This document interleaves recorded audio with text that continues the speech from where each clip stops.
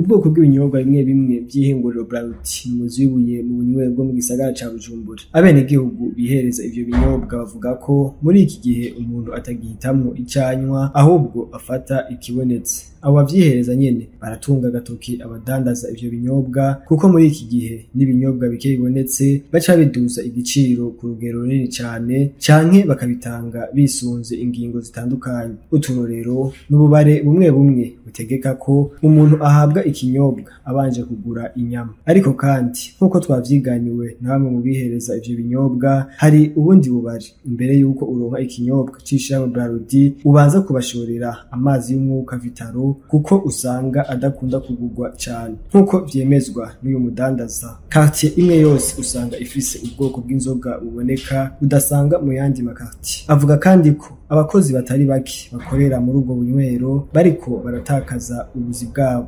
Rimwe ziraboneka kandi zikabura. Nk'ubu muri ntumbi twe turose ibiyeri muga musere nazo zikabura. Muga iyindi katisha usanga imwe nka Nyakabiga inde bafisa musere natwe ata musere dufise. Igihe kimwe natwe tukaronka musere abandi Nyakabiga nabo babuze ibiyeri. Amafana dufise tonique n'inzo zazanye n'ibiyeri. Muga ifana zo mu migeze zabonetse ari amasama orange. Umuntu bishaka kugura rimwe mu gihe brasserie bitanze inzoga rimwe mu nta mu quartier ya Bwiza. Ivyo biruko mu gihe kwigenekezo rya mbere ruheshi umwaka wa 2024 ishirahamwe Braludi ryadugije ibiciro by'ibinyobwa rihingura.